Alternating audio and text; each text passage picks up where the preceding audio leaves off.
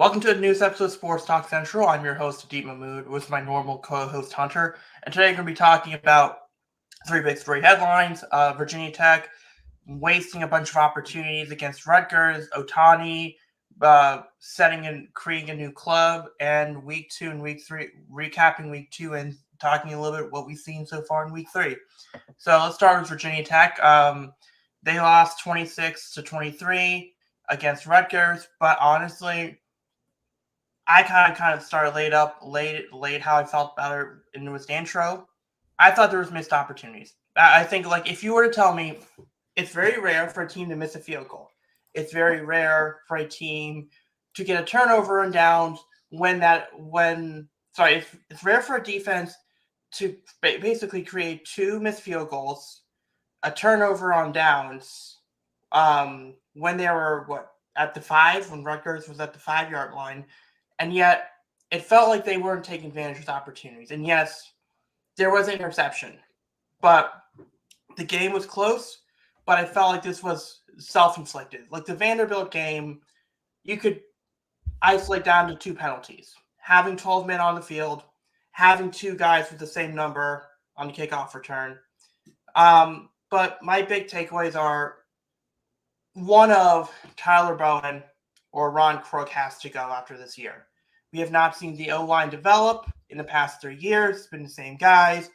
Tyler Bowen, I don't know the offense. Like, there's too much talent for this offense to be looking this vanilla. I don't know if it's the offensive line. I don't know if it's the offensive coordinator. I don't know if it's both. But one of them has to go. I'm willing to say they can't use talent as an excuse anymore. You have everyone that came back from last year. This isn't 2022 when Brent Pry took over a terrible team. That's just not the reality anymore. You've built up talent. You got guys from the portal. You had the quarterback coming back, and it feels like the quarterback is regressing. That's not what I wanted to see heading into this year when people were talking him up to be a potential Heisman dark horse this year. People in the national media were saying that this team was going to go and, win 10, 11 games and make the college football playoff. They don't look anything close to that type of team right now. The slow starts are unacceptable at this point. It is week 4, man. It is week 4. You cannot keep starting slow like this and only playing for a quarter or 2 at a time. You are now playing Power 5 conference teams. Yeah, it was great that you came back yesterday. You tied it late in the 4th. Lane Stadium got loud. But then, as they've done so often in close games under Brent Pry, they crapped the bed. The defense gave up that long play. The offense couldn't do anything after. You have the interception. They're 1-9 in one-score games under Brent Pry. That has to change. That's not good enough. And I'm right with you. If this season keeps going the way it is right now, you have to make coaching changes after this season. But that will be the big determination for Brent Pry, because Justin Fuente did not want to do that to his guys. It was kind of like an old boys club, right? If this season keeps going down that road, he's going to have to make changes. And Tyler Bowen, I agree. I'm kind of out on him right now. I don't think he's that good of a play caller. I think also the offensive line still needs a lot of work. They have not been able to recruit that position well at all these last few years. The fact, I'm sorry, and I hate picking on him, but the fact that Parker Clements is a starting right tackle for a Power 5 team is insane. I'm sorry. That is insane. He should be a backup on a Power 5 team. He has not been good at all this year. The offensive line in general has not been good. And I agree, Ron Crook, he could potentially be shown the door after this season. I'm also kind of there a little bit of deep with Chris Marv. I'm not impressed with him as a defensive coordinator. I'm not. And I understand they took a chance with 2 first-time coordinators, but those hires aren't working out right now. I think if they do decide to go down that road and make some changes, you got to bring in people who are veterans with this in this field, who have had a history of, good defenses, good offense, stuff like that. I don't think they're going to fire Pry after this season unless it really goes really wrong. But this is not acceptable with the team that came back from last year. It's not. Yeah, I think there's 2 things here. One, with Chris Marv, I'm more ticked off at the offense. Like, I think Chris Marv isn't on the hot seat just yet. I think if we had to play musical chairs, I would probably go Ron Crook offensive line, Tyler Bowen, and then Chris Marv. But Fair. neither of them, their jobs would be safe. And here's the other thing. I can understand if Pry is hesitant on firing one of his guys, I could understand it better if he doesn't come from the James Franklin tree. And I feel like there's so many more experienced options that you could probably get that he has worked with. And I feel like if they were to let go of the offensive line coach, there is probably someone else there that he could get. And because I feel like that tree, is it fair to say that the James Franklin tree is probably one of the bigger trees out there? Like, coaches have been at least assistants that work with them. Sorry, what was? Sorry, No, like the James Franklin tree, that there is that tree that is bigger than maybe for other teams. Like, that's my point. Like, he should have no issue getting a new coach and getting one with experience. And I think that is ultimately what he needs to do. And I get it. They were in that situation, new coach. You have to kind of set the standards. But now this is a point in time where heads have to roll. And hopefully it's not a good old boys club. But unlike with Fuente, I do think that there are more options in that pool. I definitely do think there are more options in that pool. And options that, by the way, wouldn't threaten Brent Pry's job. Like, I don't think, like, if they brought in the guy from Marshall, Huff, I don't think that he would threaten Brent Pry's job. Like, maybe not Huff, but like someone else. So that's basically news on Virginia Tech. It was disappointing. It was good to see them come back, but like I said, self-inflicted mistakes kind of put them in a position where they had to come back. And let's move on to Ohtani. So we know a whole lot. First guy was the 50-50 club. That was just insane. Like, I think he hit for the cycle. He had 10 RBIs. He had 2 stolen bases. He had 3 home runs. Granted, the last one was off a position player. Is this the greatest player we've ever seen? He is the winter soldier. He is. Yeah. He's the winter soldier at this point. Man, this is how mismanaged the Angels are. This is gonna be the first time Ohtani's gonna be in the postseason. Oh. And it's the crosstown rivals. It's like, it's the crosstown rivals. And look, 50, he's already in 50-50 club. I could see it. Do you think 55-55 club he could create? Like, I don't know if it's 60-60, but Matt, how far do you think, how impressive do you think this season is? Because I do have a follow-up question after. I mean, it's probably one of the greatest. I mean, it's not probably. It's one of the greatest seasons I've ever seen in my lifetime. It probably actually, indeed, for baseball, might be the greatest single season I've ever seen from a hitter in my lifetime. The fact that he is doing this, forget that it's the Dodgers. I don't care what team it's on. The fact that he's doing this in general just goes to show that he's already one of the greatest baseball players we've ever seen. And he will go down as one of the greatest of all time, especially, if he's able to, get the ring and even maybe multiple rings, which when you look at the Dodgers up and down, he probably will get at least one by the time his career is over. But this is one of the greatest seasons I've ever seen from a baseball player. So here's a follow-up question. A year ago, Ronald Acuna Jr., 40-70 season. Yeah. Aaron Judge obviously had a 60 home run season 3 years ago. Ohtani this year, if you have to rank those 3 years, so Judge a couple years ago, Acuna last year, Ohtani this year, how would you rank them? I'm going to go Ohtani 1, Acuna 2, Judge 3. But Judge also has he has 60. Doesn't he have 60 plus homers this year too? 54. 54. Oh, sorry. I thought he was at 60 already, but he's getting really close, at least overall. But I'm going to go. Yeah, I'm going to go Acuna 2. It's really close because I could go Judge for breaking Maris's record at 2, but I don't think anything can top what Ohtani has done this year, in my opinion.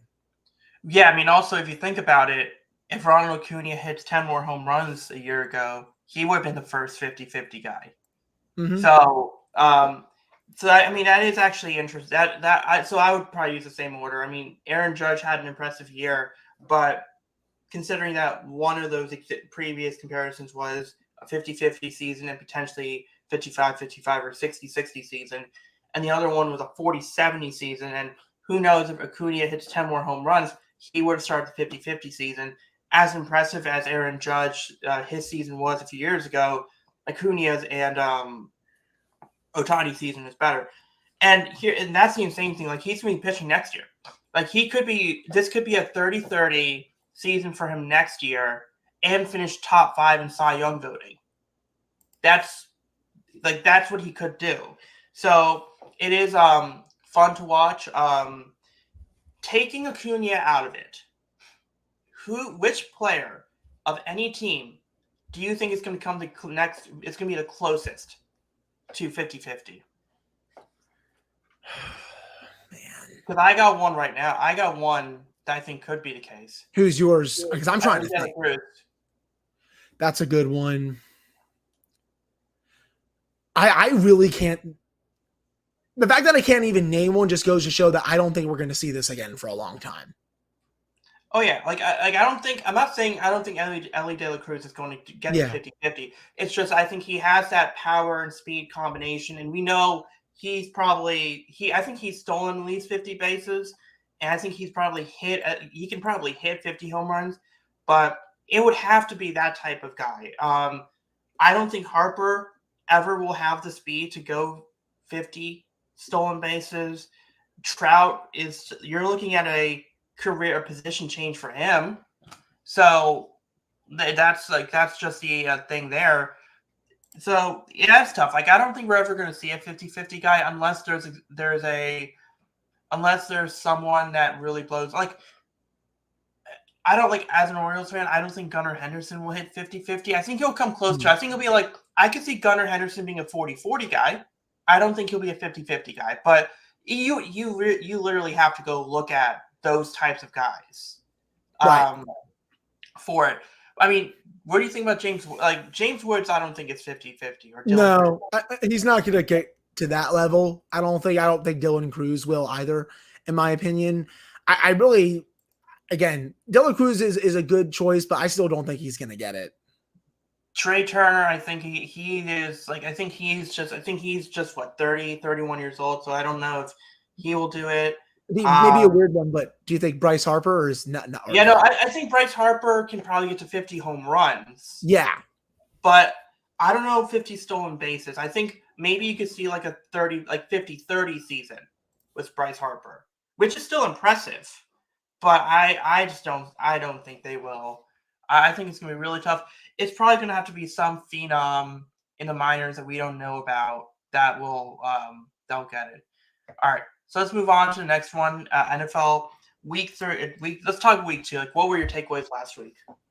My takeaways last week, that game, that Kansas City Cincinnati game, Adit, I understand a lot of people are going to be upset because the Chiefs got a call late, but that was a legit call, right? You can at least admit to that too. That was a very legit defensive penalty. The Chiefs, they didn't get bailed out there. I think that was a very legit call. Sucks for the Bengals. They're now 0-2, but they get T. Higgins back today. That's important. Just overall for the Steelers, that was a very good defensive performance. I'm not still really sold on Bo Nix, even though Nix is actually having a good game today against Tampa Bay Buccaneers. He doesn't have the same excuses these other quarterbacks have because he spent 5-6 years in college. Yeah, no, I agree. I'm not really sure. I mean, it's only been a couple of games, but his play just didn't really impress me that much last week. I thought Baker Mayfield played very well once again last week, and he is continuing to put together some really solid performances with the Tampa Bay Buccaneers. The Eagles, that Eagles-Falcons game, I don't really know what was going on there at the end. Like, why did the Eagles pass there in that situation? I know they got like the call. They had Barkley open. He dropped it, but I still would have probably ran the ball there, in my opinion. But then the Falcons just drove down the field like it was nothing. Like, I don't really know what was going on there. The Eagles, I'm still not fully sure how good they are this year. So that was a very weird game. Overall, the Sunday night game showed that CJ Stroud is still very much for real, and the Texans are going to be a lot to handle this year. Those are just a few of my takeaways. Adit, also, I mean, the Ravens choking away that late lead against the Raiders, I was kind of surprised by that. I thought the Ravens were going to win that game. Now they go face the Cowboys that are going to be pissed off after the Saints. And speaking of the Saints, Adit, where did this come from? Like, they're just Derek Carr is having what? Clint Kubiak's going to be a big name in the head coach because obviously you have the family connection. Like obviously you got the family connection with him. But yeah, I think he's going to be like that big name. Like he's going to be that Ben Johnson. Right. Yeah. I mean, he's been doing a great job with that Saints offense. Derek Carr looks like a completely different quarterback this year. The Saints, at least through a couple of games, they're looking like a team that could make the playoffs this year and challenge the Bucs for the NFC South. So those are just my few takeaways from week 2. What say you? Similar thing. Like the Eagles game plan. I don't know. I mean, Kellen Moore has never he was good as a coordinator for the Cowboys, but then the Chargers, that was a weird scenario. Obviously, you had the lame duck situation with Brandon Staley. The Eagles, I think that was more of a panic hire. Like, I don't know who else they were considering, but it's definitely Sirianni's coaching for his job. Nick Sirianni's coaching for his job. It's just I don't know what to make of the Eagles. The Falcons look good. Kirk Cousins still is clutch at certain moments. Yep. Granted, I don't know why they didn't just run the ball because even if you don't get the first down in that situation, it was what you waste 30 seconds. Yep. 30 something seconds left in the clock. Yeah, you waste quite a bit more time overall. Yeah. And it's like, even if you kick the field goal and they get the touchdown, you at least made the right decision. I get the whole idea of Saquon Barkley, if he catches the ball, stays in bounds, you potentially get the first down, you get the touchdown, you win the game at that point. It's just, that was just odd game planning. Obviously, we'll talk more about week 3, but other than that, I didn't really see much. I mean, the Vikings, Justin Jefferson, 97-yard touchdown. Look, it seems like he's healthy because he's playing today. The Giants just continue to look like a mess. The Broncos, hey, they're up 21-7 in Cleveland right now. and that was with the issue was the first play of the game today. Yep. So I'll talk. I mean, the Ravens. I thought that the offensive line wasn't great. I mean, Daniel Falele, I don't know why they tried to make him a right guard because this is a guy that played football when he was drafted. He had 4 years of experience playing football. At right tackle, they drafted him to be a right tackle. I don't know why. Maybe they're trying to see the versatility if he can play guard or not.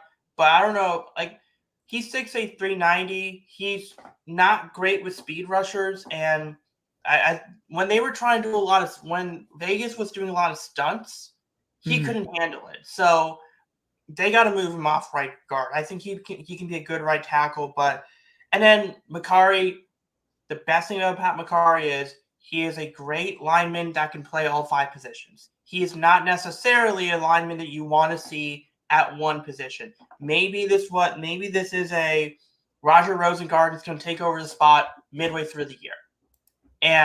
But I do think that you have to start Roger Rosengarten, give him more reps. So I do think the right side of the offensive line is a problem. And with Derrick Henry, I get it. You want to use him more. I feel like the Ravens' plan is using Derrick Henry more in the second half, like when the defense is tired.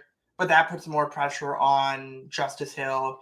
It's going to put more pressure on Keaton Mitchell when he comes back. But that's kind of my thoughts there. Rashad Bateman continues to get open, but doesn't get the looks. Andrews looked healthier. So the Ravens have kind of shot themselves in the foot. I will say the Ravens have shot themselves in the foot multiple times. And I think that's the reason why they lose these close games. But if they can just figure it out, they're going to be a good team. Zach Orr, that was only his second game as defense coordinator. And by the way, it is funny that it's like people were doubting Zach. Like, there's a segment of Ravens fans that were doubting Zach Orr. I was like, oh, did they make a mistake with him as defensive coordinator? But then it's like you wanted Mike McDonald to replace John Harbaugh, and then Mike McDonald sucked in his first 2 games as a defense coordinator. I don't quite get it, but it's definitely this is a must-win game for them. But I do think they will. I think they're going to do some more refix that offensive line a little bit. But yeah, it's gonna be interesting, and obviously Ferguson's not going to be there, but CeeDee Lamb is going to be the main threat if you can stop him. I don't know if Kyle Hamilton looks like he is hurt a little bit, but once you get things figured out, like obviously this is basically, to sum it all up, offensive line is in flux because it's 3 new starters. Your left guard is perfect, is good. Let him get better. I think he's better in pass protection than run blocking.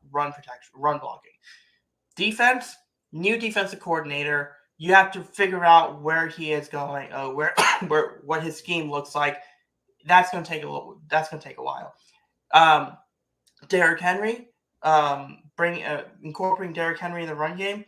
The challenge with Derrick Henry, is Lamar runs one way. Derrick Henry is used to running a different way, so you have to combine those styles. Fix the offensive line, fix the run game.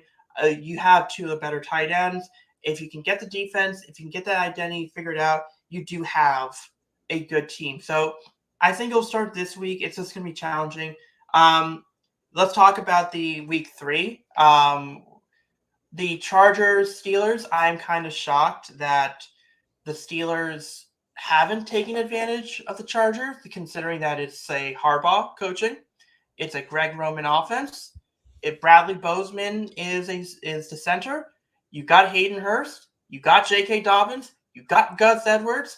You even got the same strength and conditioning coach from the Ravens that you had years ago, and the GM of the Chargers was one of the assistant GMs of the Ravens. So if there's anyone that would know how to stop a Greg Roman and Harbaugh-led offense, it would be the Chargers. So I am a little surprised that they haven't taken full advantage of it. Well, would be the Steelers, not the Chargers, but I just a little bit. But no, I hear what you're saying. They're only blitzing 4. The pass rush isn't getting home. What they're doing, they're chipping TJ Watt. So it's throwing Watt off his game a little bit, and now Highsmith is hurt. He's out for the rest of the game. Nick Herbig's going to be playing the rest of the game. Hopefully it's nothing too serious on Highsmith. He hurt his groin during the game, but they're chipping Watt so he can't get home. But they're not sending an extra guy. You have blitzing linebackers. I mean, Patrick Queen can blitz all the time if they want to, but they're not doing it. He dropped an interception earlier. He should have had it, but they could also blitz a Landon Roberts if they want to. They're not doing that. They're not making Herbert move enough because, I mean, for God's sake, he's playing with a sprained ankle. So they got to be a little bit better there. The game is currently 10-10 in the third quarter. Field just led a really nice drive for a field goal, kind of screwed up at the end of the drive with a 2nd-10 run call. I hate those type of calls, but I will say Justin Fields has played really well today. He's zipping the ball really nicely. The only incompletions he's had where the receivers just have plain out dropped the ball. Like, he's played very well. So far, this is his best game, I think, as a Steeler. Had the rushing touchdown. Curious to see how the rest of this game goes. I want to see if Mike Tomlin and Terrell Austin make some adjustments here in the second half. Maybe send some more players for pass rush. Maybe they start sending 5 players instead of 4. But I'm curious to see. But freaking J.K. Dobbins, man, damn. Like, he is still a very good back. I know the Ravens couldn't afford to pay him. I think that's what it was, Adi. But I definitely think they're kind of missing him a little bit. No, I think it was more of injury risk. Okay. And then also, I think that they wanted Derrick Henry. I think their objective was, because you got to remember the trade deadline, they had a trade agreement with the Titans for Derrick Henry. Right. It was just nixed by the owner. So it just felt like they went into the offseason going after Derrick Henry the entire time. But there was apparently a rumor that Josh Jacobs would have been really interested in playing for Baltimore. And obviously he's from the area. Mm-hmm. So it would have been Derrick Henry or Josh Jacobs. I think J.K. Dobbins, they're like, it didn't work out here.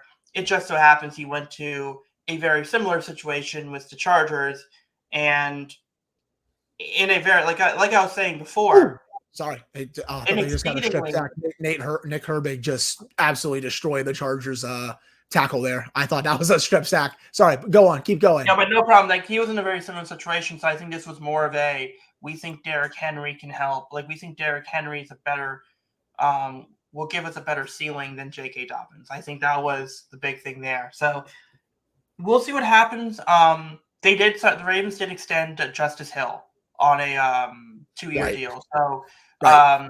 so that at least they have some depth there. Other things in week 3, obviously you mentioned Broncos are leading 20-7. Bo Nix is playing well. Packers are leading the Titans 20-7. That is 26-7 now. 27. Yeah. Malik Willis is revenge game for Malik Willis. Yep. I mean, look, Will Levis, you still got to give him a chance, but you think they regret trading Malik Willis now? Let's see. Will Levis hasn't been good so far, but Malik Willis is so Jekyll or Hyde. Yeah, I don't know. Let's see. The point would be though, if Will Levis isn't their guy, and you don't have Malik Willis, then it's whoever's available in the draft. So, that's the other thing. Like the Titans, if you're a Titans fan, would you rather if Malik Willis, if Will Levis isn't what he is, like if he doesn't improve significantly, would you rather be, if you're a Titans fan, like 8-9 or like 4-13? Like where would you rather be in that situation? Well, probably 4-13 if you want like a franchise quarterback. But the problem is next year's quarterback class is not good. So they're kind of stuck right now. Yeah, okay. So that's kind of where I am at, where I'm at. It's like you want to increase your odds of getting a franchise quarterback. So we'll do that's just from that game. Like you say, Giants are up 21-7. Caleb Williams is still struggling. The Colts are winning 7-3 in that game. And then the Vikings are up 14-0. And then Saints are shutting down the Eagles. And I think those are basically the games up right now, right? Did I miss anything? No, I don't think you really missed anything. Real quickly, if you just want to preview the Ravens Cowboys game, then we can probably just head out. Sure. Yeah. So the big thing is I'm really interested to see how much the offensive line shift changes. Harbaugh said you might see some different things. If I'm the Cowboys, I'm putting Parsons on the right side of the O-line, and I'm just putting him where Daniel Falele is every single time. Stop CeeDee Lamb. That's the first thing. Look, I think that Harbaugh could make mistakes coaching-wise. Mike McCarthy could also make mistakes coaching-wise. And look, hey, Dan Quinn was right there for the Cowboys. He was a good defense coordinator. Mike Zimmer isn't bad, but it does kind of feel like Mike Zimmer being the new defense. I feel like that's a storyline we haven't even a lot of fans haven't considered. Like the Cowboys losing one of their better defensive coordinators to a rival, but also, what are your thoughts? Like, do you think Zimmer is actually worse than than Quinn? I think Zimmer is a really good DC. I think, if I'm comparing DCs, I think Zimmer is actually a better DC than Dan Quinn is, in my opinion. Just with what he's done so far this season, I think Quinn, I think when his defense is on top of its game, he's a better DC than Dan Quinn. That's just how I see it. But we'll have to see how the full season goes. That's just my opinion. Yeah. Well, that's because I don't think Zimmer's a bad DC, but it's just like that is something to note for. We'll end the show on that note, but I will bring up this point. The Orioles, for them to clinch a playoff spot, they have to win today and then hope that the Rangers beat the Mariners. That is the way that they'll clinch a playoff spot today. Even if they win today and the Rangers lose, the match number drops down to 1 for Baltimore. So they should clinch a playoff spot. The update on that game: Cedric Mullins hits a 2-run home run. It's a 3-2 game. and then Gunnar Henderson singles on a ground ball. And thank goodness you have guys coming back healthy, because it was depressing the last couple weeks seeing like the list. Like, Hunter, here's the list of like the few weeks ago that of Orioles that were injured. John Means out for the year, Tommy John. Kyle Bradish out for the year, Tommy John. Tyler Wells out for the year, Tommy John. Felix Bautista renewed all year. Like, he's out for the year. Then you had Danny Coulomb. He was before this weekend. He was out since June. Jacob Webb, one of the better right-handed pitchers, he was out for a month. Grayson Rodriguez has been out since August. Oh, by the way, and then that's just the pitchers. Jordan Westberg was hit in the hand in like July. He was out. He comes back today. Ramon Urias missed the last couple of weeks with an ankle injury. Jorge Mateo, Tommy John surgery, like in July. He's out for the year. Think about all of those injuries. Yep. Just like think about all those injuries, and yet they are at this point. But we'll be back next week. We'll recap the remainder of these games. This was just a quick episode we shot early because the Ravens are playing in 4:25. Steelers are playing now. We wanted to get a right time for it, but we'll recap the remainder of the games. We'll recap the Monday night game tomorrow. And then we'll talk about the MLB, because we should be getting closer to the playoff field at that point. Yeah. We'll be back next week with a whole lot more to discuss for the show. Yep.